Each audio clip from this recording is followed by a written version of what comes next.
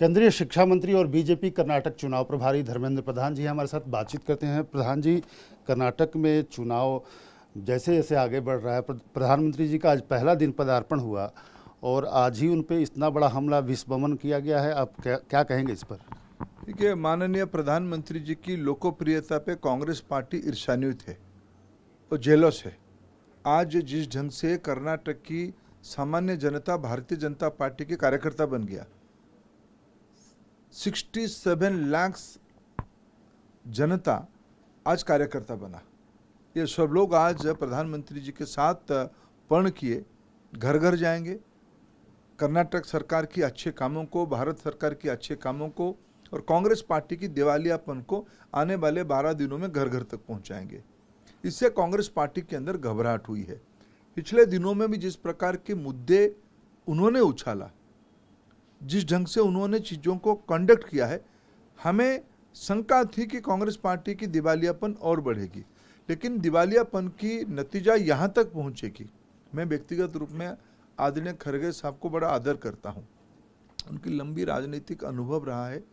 देश की प्रमुख विपक्ष पार्टी के वो अध्यक्ष है, राष्ट्रीय अध्यक्ष हैं, राज्यसभा में नेता प्रतिपक्ष हैं और अब उनकी मैं कभी प्रधानमंत्री जी और उनकी वितर्क को राज्यसभा में देखता हूँ, बड़े मर्यादित होते हैं।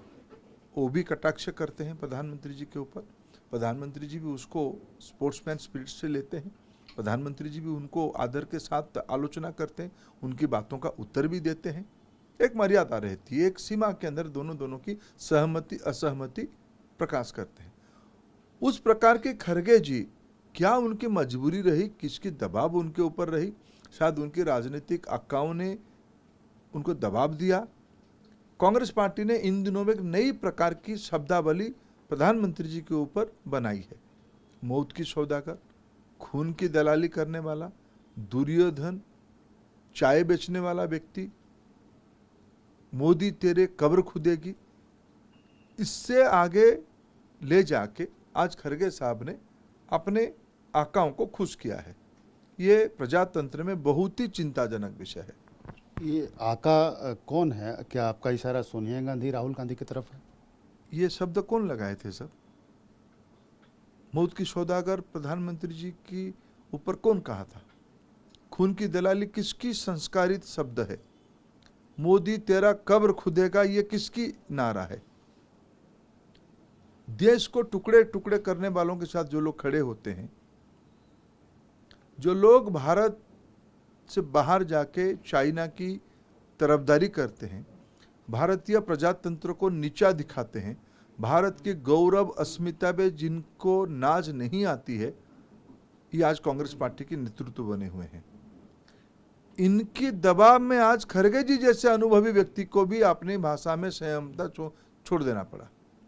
यह बहुत ही चिंताजनक विषय है।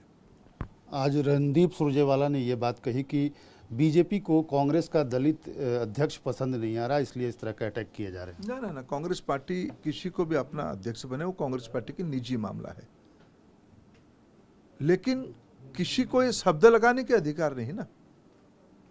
ये शब्द आज लगाया गया देश के प्रधानमंत्री जी को, और देश की राजनीति में कोई एक सम्मानित व्यक्ति दूसरे सम्मानित व्यक्ति को, मेरे को दिन याद है जब प्रधानमंत्री जी ने पहली बार लोकसभा में अपने बयान रखा, आज प्रधानमंत्री, उन्होंने प्रशंसा किया, अब तक मेरे पहले जिनको इस देश की सेवा करने का मौका मिला आज़ादी के उपरांत, मैं सबको नमन करता हूं। उन्होंने ये नहीं कहा कि मैं सिर्फ अटल बिहारी वाजपेयी जी को नमन करता हूं।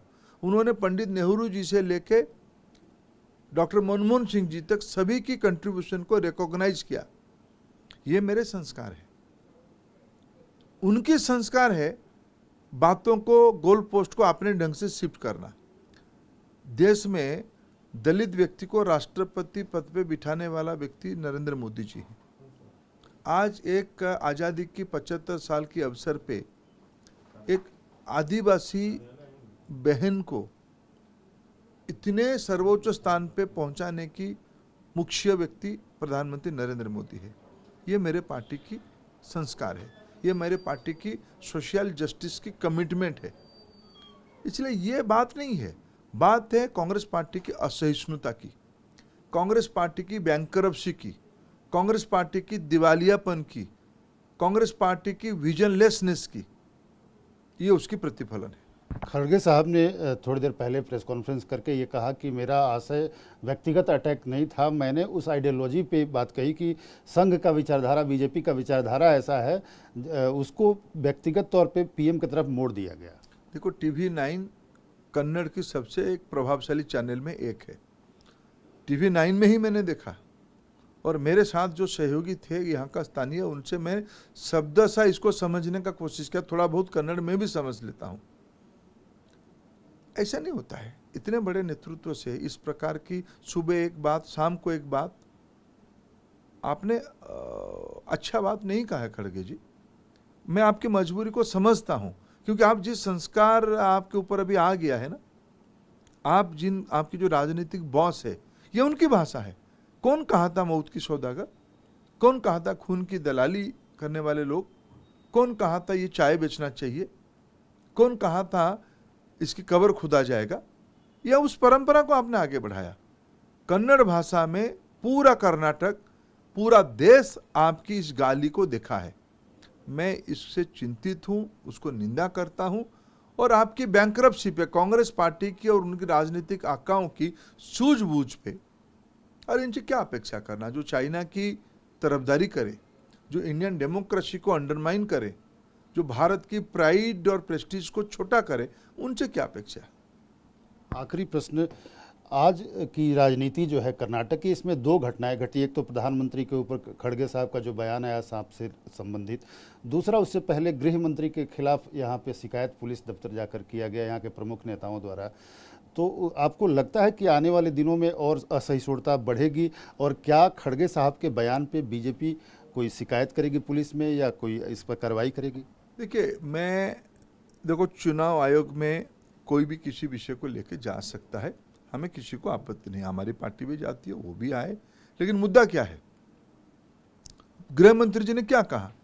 गृह मंत्री जी ने कहा कि कांग्रेस पार्टी राज्य में तनाव पैदा करना चाहती है। मैं आपको एक सद्य उदाहरण देना चाहता हूं। पिछले सरकारों ने यहां एक अनकॉन्स्टिट्यूशनल काम किया था। धार्मिक आधार पे माइनॉरिटी समुदाय को इन्होंने रिजर्वेशन दिया था, हमने उसको ठीक किया। रिजर्वेशन हमने किसी की काटी नहीं। इकोनॉमिक वीकर सेक्शन में जो लोग, रिजर्वेशन भारत की संविधान की व्यवस्था में SC, ST, OBC के लिए है। OBC में कई प्रकार के धर्म के लोग हैं, मुसलमान भी है, पसंदा है। हमें OBC के अंदर मुसलमानों की पिछड़ापन है तो है, हमें कोई उसमें आपत्ति नहीं है, लेकिन भारत के संविधान ने कभी यह कहा नहीं ये असंवैधानिक माना जाएगा अगर धर्म को आधार मान के आप आरक्षण दोगे। यहाँ था तो उसको हमने काट के हमने पिछड़े समाज में उसको पुनः बांट दिया। लिंगायतों को दे दिया, भोकालिकों को दे दिया, कुरुबाओं को और मजबूत किया, पिछड़े मुसलमानों को और मजबूत किया, और मुसलमान जो गरीब तबके के लोग हैं उनको इकोनॉमिक वीकर सेक्शन में व्यवस्था कर दी। लेकिन इसको लेकर शिव कुमार जो आज कंप्लेन करने के लिए गृह मंत्री के खिलाफ कहते, ये कई बार बयान दे चुके हैं इन दिनों में, हम सत्ता में आएंगे तो मुसलमानों की रिजर्वेशन फिर बरकरार करेंगे। कहां से करोगे शिव कुमार जी? किसकी काटोगे? लिंगायत समाज की रिजर्वेशन काटोगे जो बढ़ा है? क्या भोकाली के समाज की रिजर्वेशन काटोगे जो बढ़ा है? क्या कुरुबा समाज की रिजर्वेशन आप काटोगे? क्या पिछड़ों की रिजर्वेशन काटोगे? किसकी काटोगे? तनाव तो शिव कुमार जी ने क्या है, उसमें गृह मंत्री जी ने अपना समीक्षा बताई है। मैं मूल विषय इसमें जहां देख रहा हूं, कांग्रेस पार्टी की मुद्दा नहीं है। कांग्रेस पार्टी दिवालिया पीट चुकी है, हताशा भाव उनके पास आ गई है। प्रधानमंत्री नरेंद्र मोदी जी की लोकप्रियता, विश्वसनीयता, यहाँ येदियुरप्पा जी की नेतृत्व, बोम्माई जी की नेतृत्व, ये सब लोगों की अंदर आज घुस चुका है। लोग एक अद्भुतपूर्व जनादेश इस बार देने वाले हैं, इसमें से कांग्रेस पार्टी बौखला गई है। बहुत बहुत धन्यवाद। तो बीजेपी का साफ मानना है कि बीजेपी की तरफ से प्रधानमंत्री का आज कर्नाटक की राजनीति में एंट्री कांग्रेस को नागवार गुजरी है, और इसलिए इस तरह के बयानात सामने आए हैं। कैमरामैन मस्तान के साथ आमोद राय, TV9 भारतवर्ष, बेंगलोर।